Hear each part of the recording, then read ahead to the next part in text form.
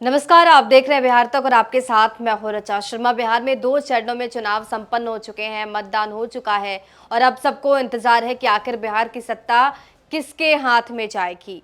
क्या नीतीश कुमार को दोबारा से बिहार की सत्ता दी जाएगी या फिर तेजस्वी यादव के हाथों बिहार सौंपा जाएगा। इसको लेकर सभी ना सभी कमोवेश पशोपा की स्थिति में है, क्योंकि जो इस बार मतदान हुआ है वो बहुत बड़े पैमाने पर हुआ है और मतदान प्रतिशत काफ़ी बड़ा देखा गया, उछाल के साथ देखा गया। ऐसे में ये माना जा रहा है कि जनता ने बदलाव के पक्ष में वोट दिया है, सरकार को बदलने के पक्ष में वोट दिया है। हालांकि लोगों का ये भी मानना है क्योंकि नीतीश कुमार ने बढ़िया काम किया है तो एक बार फिर से नीतीश कुमार को सत्ता में लाने के लिए वोटिंग हुई है। अब ये आपके मन में है, जनता के मन में है कि वोटिंग उन्होंने किस मकसद के साथ दी है। क्या सरकार बदलना चाहते हैं या सरकार दोबारा लाना चाहते हैं। बहरहाल इसमें कई सारे प्लेयर्स थे और चुनावी रण में जो सी भी पार्टी उतरी है उस पार्टी को लेकर भी ये खूब चर्चा हो रही है कि आखिर वो पार्टी कितनी सीटों पर चुनाव लड़ रही है। ऐसे में अगर हम ये देखें तो सबसे बड़ा चेहरा नजर आता है चिराग पासवान का। चिराग पासवान खुद को मोदी का हनुमान बताते हैं और कहते हैं कि वो बिहार में राजनीति करना चाहते हैं। बिहार को फर्स्ट और बिहारी को फर्स्ट बनाने की बात चिराग पासवान लगातार करते रहे हैं। अब ऐसे में चिराग पासवान क्या 100% स्ट्राइक रेट के साथ इस बार भी चुनावी रण में हैं? क्योंकि लोकसभा चुनाव में जितनी सीटों पर चुनाव लड़े वो तमाम सीटें जीती थी। 100% स्ट्राइक रेट के साथ चुनाव में थे चिराग पासवान। तो इस बार क्या रिजल्ट होगा? क्या इस बार चिराग पासवान को बड़ा झटका लग रहा है या चिराग पासवान जो है इस बार भी कामयाब होते नजर आ रहे हैं? मेरे पास कुछ लिस्ट है। चिराग पासवान 29 सीटों पर चुनावी रण में इस बार उतर रहे हैं। उनकी जो पार्टी है वो 29 सीटों पर अपने उम्मीदवारों को उतारी है।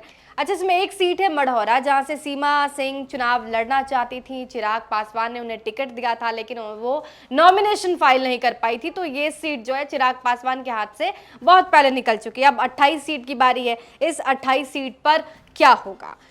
तो जो डीवी रिसर्च है उसका जो एग्जिट पोल है वो कहता है कि चिराग पासवान को बिहार में 9 से 13 सीटें आ सकती हैं। मतलब चिराग 28 सीटों पर चुनाव लड़ रहे हैं और इन 28 सीटों में से 9 से 13 सीट चिराग पासवान को मिल सकती है। अब सबसे पहले समझते हैं कि कौन कौन सी सीट है जिस पर चिराग पासवान चुनाव लड़ रहे हैं। तो देखिए, चिराग गया के बोधगया से चुनाव लड़ रहे हैं। उनकी पार्टी श्यामदेव पासवान उनके कैंडिडेट हैं। नवादा के रजौली से विमल राजवंशी कैंडिडेट है। गोविंदपुर से विनीता मेहता कैंडिडेट है। बोचहा में चुनाव लड़ रही है इनकी पार्टी लोजपा रामविलास। बख्तियारपुर में चुनाव लड़ रही है। फतुहा में, बहादुरगंज में चुनाव लड़ रही है। इसके साथ ही देखिए, महुआ में चिराग पासवान की पार्टी चुनाव लड़ रही है। चिनारी, मनेर, कस्बा और इसके साथ गोविंदगंज में चिराग पासवान की पार्टी चुनाव लड़ रही है। सिमरी, बख्तियारपुर, दरौली, गरखा, साहेबपुर कमाल, बखरी, परबत्ता, नाथनगर, पालीगंज, ब्रह्मपुर, डेहरी, बलरामपुर, मखदुमपुर, ओबरा, सुगौली, बेलसंड, मढ़ौरा और शेरघाटी। तो ये 28 सीटें हैं जहां पर चिराग पासवान की पार्टी चुनावी रण में है।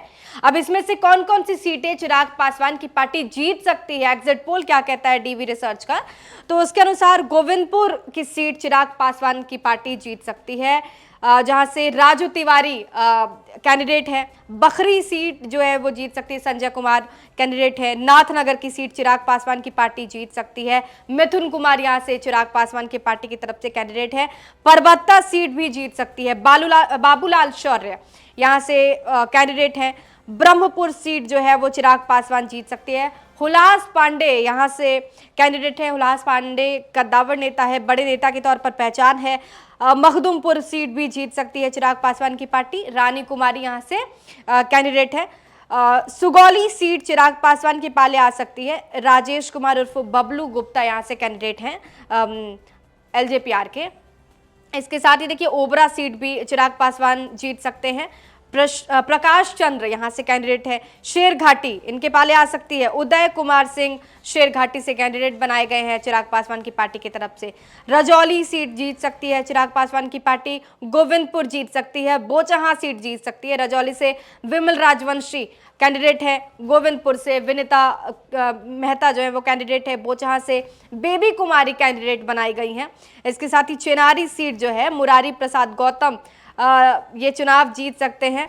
तो ये बड़ी जानकारी है और ये जो अनुमान है वो चिराग पासवान के पार्टी को लेकर है कि आखिर एलजेपी-आर का परफॉर्मेंस चुनाव में क्या होगा। इस बार जितने भी एग्जिट पोल नजर आ रहे हैं सब कहीं ना कहीं ये बताने की कोशिश कर रहे हैं और एग्जिट पोल में ये जो की फाइंडिंग्स है एग्जिट पोल की वो ये ही बता रही है कि बिहार में एक बार फिर से एनडीए की सरकार आने वाली है। चिराग पासवान को 13 सीटें आने का अनुमान लगाया जा रहा है। बहरहाल आपको क्या लगता है इस बार का रिजल्ट क्या होना है, क्योंकि 14 नवंबर को ही फैसला होगा कि बिहार के सत्ता के सिरमौर पर कौन बैठेगा। क्या नीतीश कुमार को एक बार फिर से बिहार दिया जाएगा या तेजस्वी यादव को मौका दिया जाएगा। बहरहाल आपके मन में क्या है, कमेंट बॉक्स में जरूर लिखिएगा। बने रहिए हमारे साथ और देखते रहिए बिहार तक।